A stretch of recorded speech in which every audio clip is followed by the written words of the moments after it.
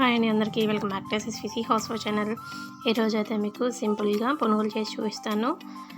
ప్రిపరేషన్లోకి అయితే వెళ్ళిపోదాం. ఇదైతే బియ్యం పిండి, ఇది ఇడ్లీ పిండి. ఇడ్లీ పిండిలో కొద్దిగా పచ్చిపప్పు అయితే వేసాను.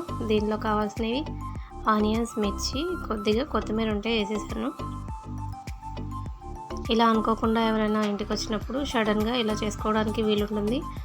చాలా సాఫ్ట్గా అయితే ఉన్నాయి. దీనిలో 2 చిన్న గ్లాసులు మైదా అయితే కలిపాను. కొద్దిగా జీలకర్ర,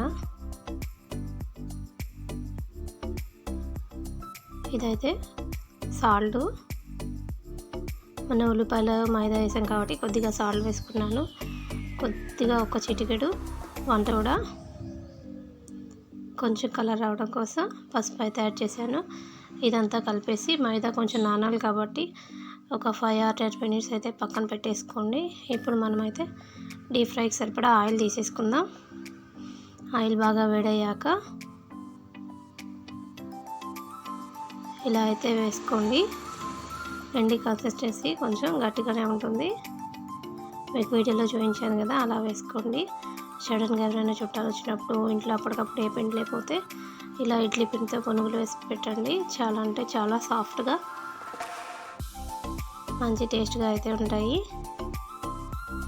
ఒకసారి అయితే ఇలా ట్రై చేయండి. దోసల పిండిలో కూడా ట్రై చేయొచ్చు, బట్ అవి కొంచెం గట్టిగా ఉన్నాయి.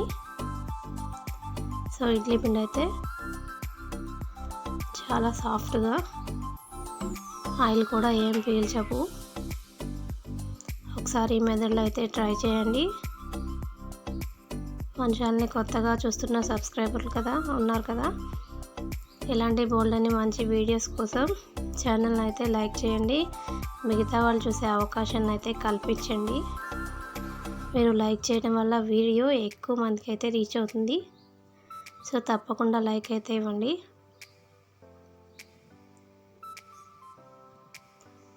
వీడియో మధ్యలో మంచి టిప్స్ అయితే షేర్ చేస్తున్నాను కదా ప్రతి వీడియోకి.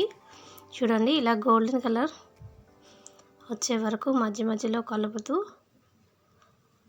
ఫ్రై చేసుకోండి. మంచి కలర్ వచ్చాక తీసేయండి. చూసారా ఎలా బాక్స్ లాగా తయారైనాయో? ఇవి అయితే చాలా సాఫ్ట్గా కూడా ఉన్నాయి. ఈరోజు టిప్ అయితే, నిమ్మకాయలు ఫ్రిడ్జ్లో స్టోర్ చేసుకునేటప్పుడు కొద్దిగంత ఆయిల్ కలిపేసి ఫ్రిడ్జ్లో స్టోర్ చేసుకుంటే అవి వెండిపోయినట్టు ఉండకుండా ఫ్రెష్గా తాజాగా అయితే ఉంటాయి. ఈ టిప్ నచ్చితే మీకైతే యూజ్ఫుల్ అయితే తప్పకుండా యూజ్ చేయండి. మిగిలిన పిండిని కూడా ఇలానే పునుగుల్లో అయితే వేసేసాను.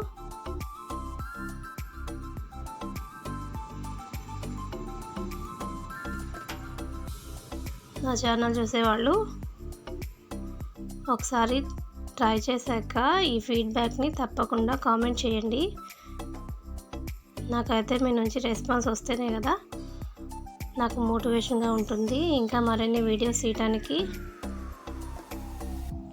అవకాశం ఉంటుంది. సో రెస్పాన్స్ అయితే అవ్వండి. ఇలా మిగిలినవి కూడా ఫ్రై చేసేసుకున్నాను. ప్రతిదీ రౌండ్ షేప్లో అయితే వచ్చేసింది. చూసారా, ఆయిల్ బాగా హీట్ అవ్వాలి. అవి మునిగేంత ఆయిల్ అయితే తీసుకోండి. మీరు తక్కువ ఆయిల్ తీసుకున్నా కానీ రౌండ్ షేప్లో రావు.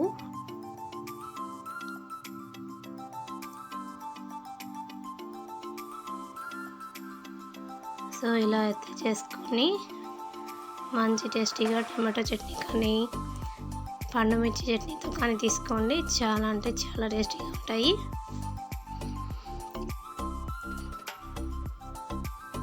మీకు తినాలనిపిస్తే తప్పకుండా అయితే ట్రై చేయండి.